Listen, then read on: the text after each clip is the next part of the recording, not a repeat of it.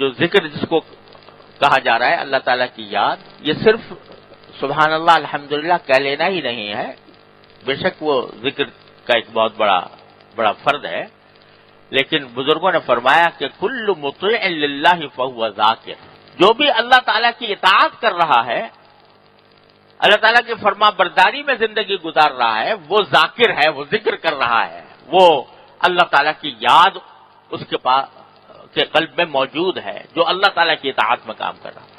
تو اپنے صبح سے لے کر شام تک کی زندگی کو دیکھو، اس میں جو کام اللہ جل جلالہ کی اطاعت کے مطابق کر رہے ہو، اس کام کی اگر فکر ہے اور اس نیت سے فکر ہے کہ میرا یہ کام اللہ تعالیٰ کی رضا کے مطابق ہو جائے، وہ بھی ذکر میں داخل ہے۔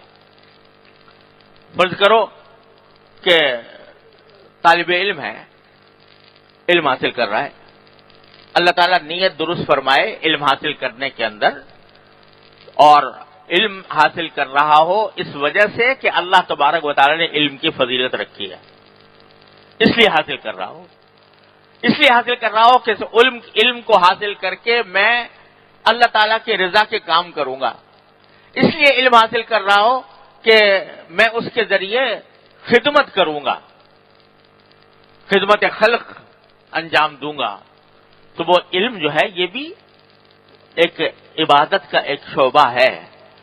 اگر اس کی سوچ ہے کہ یہ مسئلہ میں کس طرح حل کروں یا میں اس مسئلے کو کس طرح سمجھوں، اس کے خم و پیچ میں آدمی اگر الجھ رہا ہے تو وہ بھی ذاکر ہے، وہ بھی ذکر ہے۔ وہ بھی اگر سبق یاد کر رہا ہے کوئی آدمی اس اور نیت علم میں درست ہے تو سبق یاد کرنا یہ بھی ذکر ہے۔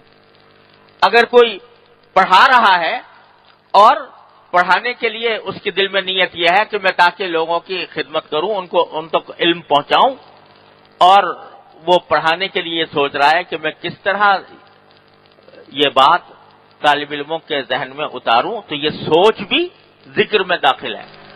آپ سے ملنے آ گئے مہمان، ملنے کے لیے آ گئے، تو آپ کا اس سے بات کرنا بس صرف اتنی بات ہے کہ زاویہ نگاہ کو تھوڑا سا بدل لو۔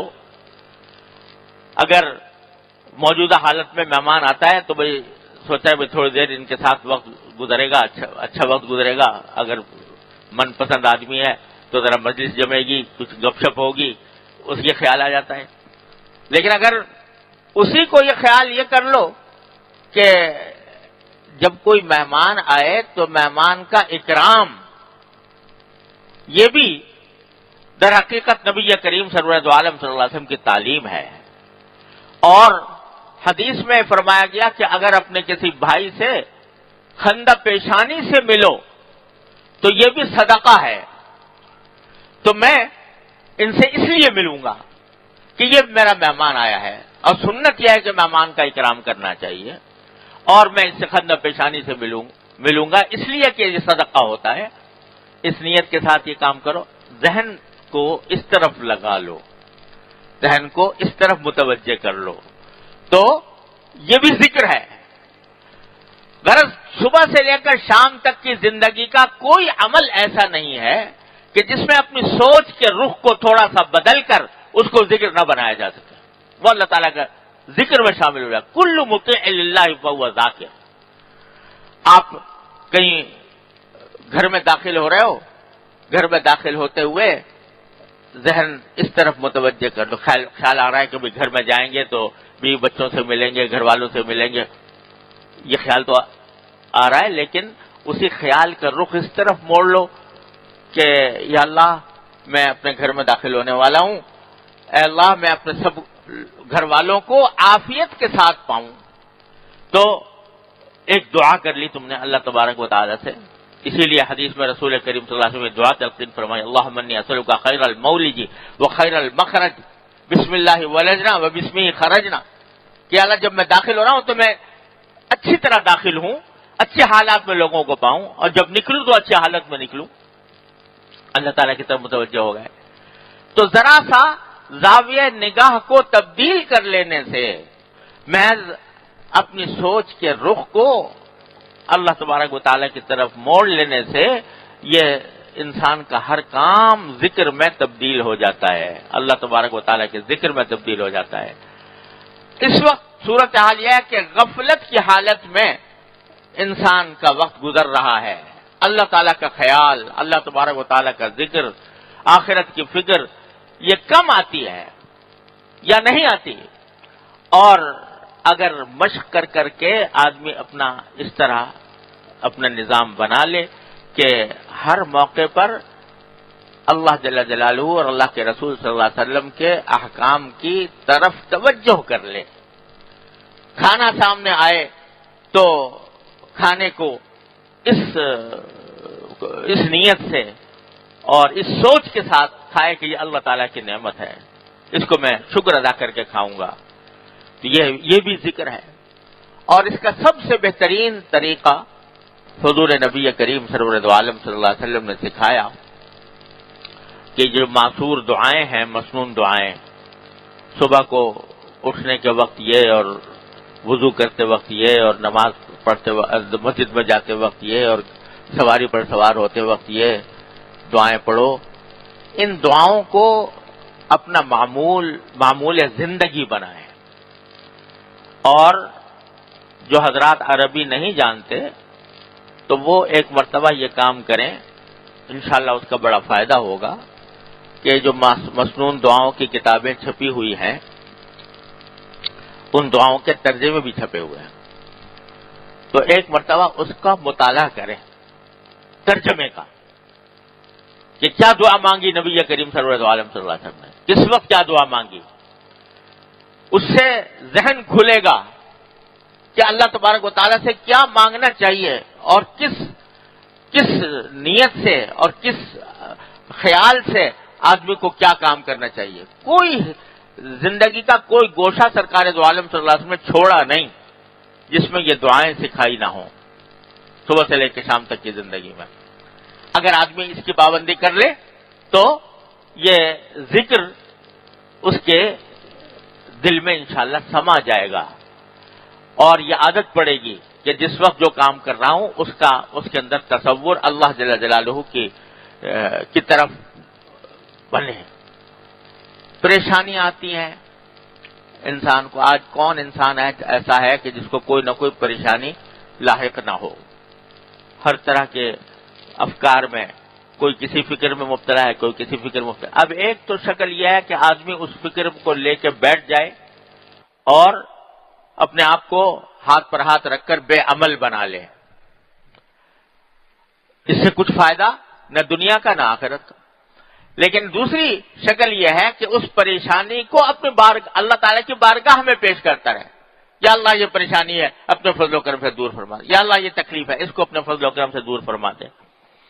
اور اس پریشانی کو دور کرنے کے لیے جو ظاہری اسباب ہیں وہ اختیار کرے، تو اختیار کرتے وقت بھی نگاہ اللہ تعالیٰ کی طرف ہوگی، یا اللہ یہ سبب تو اختیار کر رہا ہوں، مگر اصل میں اس کو کامیابی تک پہنچانے والے آپ ہیں، آپ اپنے فضل و کرم سے۔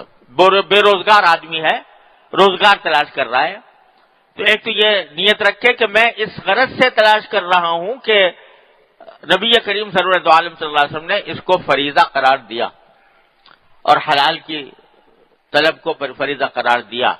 اور دوسرے جو کوشش کر رہا ہوں، اے اللہ اس کوشش میں تاثیر پیدا کرنا وہ صرف آپ کا کام ہے، اپنے فضل و کرم سے وہ تاثیر پیدا فرما دیجیے۔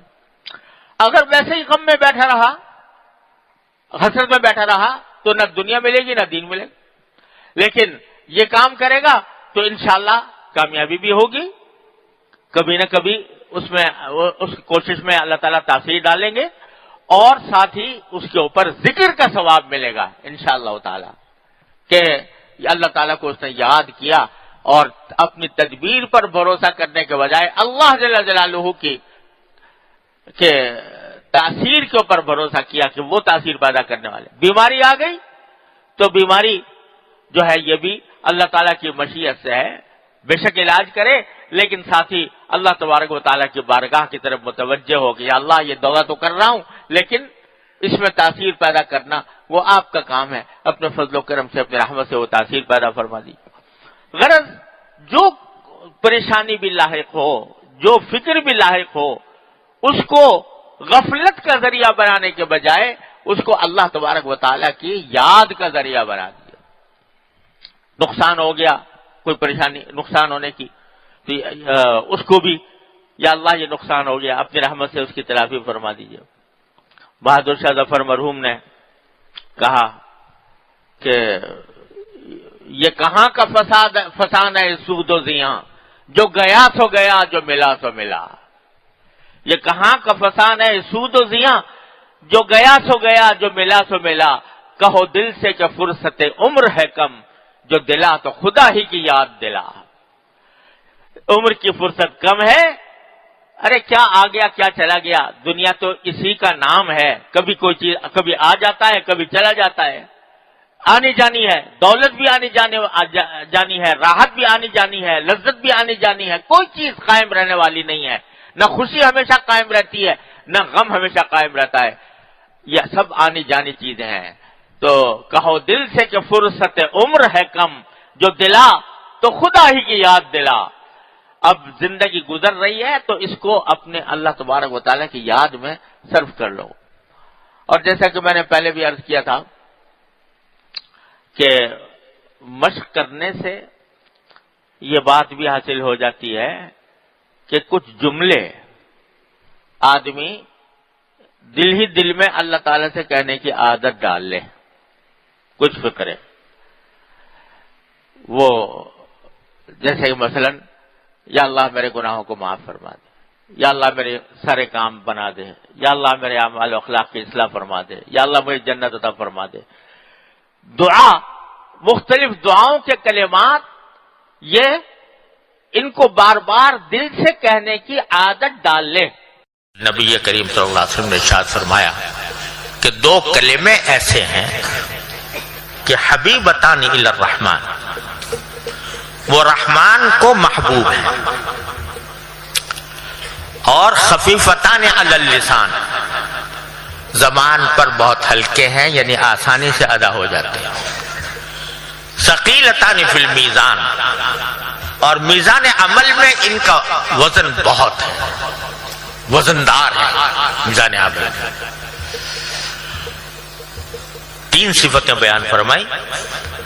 ایک یہ رحمان کو محبوب، رحمان باری تعالیٰ کی صفت بھی ہے، اسماء حسنہ میں سے بھی ہے.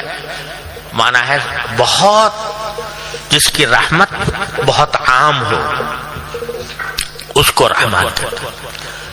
تو جب کوئی کلمہ ان کو محبوب ہوگا تو اس کا مطلب یہ کہ ان کی صفت رحمت کا مظاہرہ اس محبوب کے اوپر ہوگا. تو بہت رحمت کی کا مظاہرہ ہوگا جو اس شخص پر جو یہ کلمے پڑھے. اور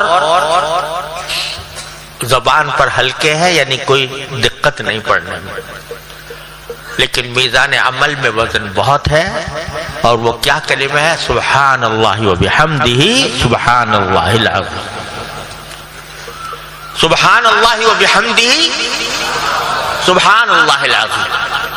اب یہ دو کلمے، پہلا کلمہ ہے سبحان اللہ و بحمدہ، جس کے معنی یہ ہے کہ میں اللہ تبارک و تعالی کی تسبیح کرتا ہوں حمد کے ساتھ. تسبیح کے کیا معنی ہوتے ہیں؟ تسبیح کے معنی سبحان اللہ، جب ہم یہ کہتے ہیں سبحان اللہ تو معنی اس کے یہ ہوتا ہے کہ اللہ، ہم اس بات کا اعلان اور اس بات کا عقیدہ ظاہر کرتے ہیں کہ اللہ جل جلالہ ہر عیب سے پاک ہے. یہ تنزیہ ہے. یہ ایسی عجیب بات فرمائی اللہ تبارک و تعالی نے، ایک آسان نسخہ بتایا اپنے ساتھ تعلق کو مضبوط کرنے کا. مولانا رومی رحمۃ اللہ علیہ، جن کی مثنوی مشہور ہے، وہ ایک جگہ انہوں نے فرمایا کہ دیکھو، کبھی تم نے چھوٹے سے بچے کو دیکھا ہو، چھوٹا بچہ جو ہے جب تک وہ اس میں سمجھ پوری طرح نہیں آتی تو ہر کام میں وہ ماں کو اپنی ماں ہی کو سب سے بڑا کارساز سمجھتا ہے. کوئی مسئلہ پیش آ جائے ماں کو پکارے گا, امی امی کر کے پکارے گا. یہاں تک کہ اگر وہ گھر سے باہر ہو جہاں ماں پاس نہیں ہے اور کوئی دوسرا بچہ اس کو مار دے یا اس کو کوئی تکلیف پہنچا دے, فوراً اس کی زبان پر اپنی امی کا نام آئے گا, پکارے گا, وہی سے پکارے گا. جانتا ہے کہ ماں نہیں سن رہی لیکن پھر بھی کہتا ہے امی کر کے وہ پکارے گا اور فریاد کرے گا ماں سے. تو مولانا رومی فرماتے ہیں کہ اب ماں تو ہر جگہ نہیں دیکھتی, ہر جگہ نہیں ہوتی, اس کے باوجود بچہ ماں کو پکارتا ہے. اور تم جس خالق کائنات کے بندے ہو وہ تو ہر جگہ موجود ہے, ہر جگہ سن رہا ہے. اس نے کہا انہ کان سمیعا بصیرا, اللہ تعالیٰ ہر چیز سن بھی رہے ہیں, دیکھ بھی رہے ہیں.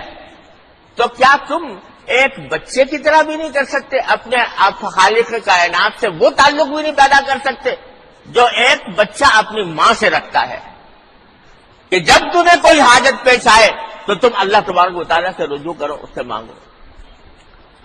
تو بزرگوں نے فرمایا کہ آدمی جب دنیا میں زندگی گزارتا ہے تو کوئی لمحہ ایسا نہیں ہے جس میں اس کو کوئی نہ کوئی حاجت نہ ہو.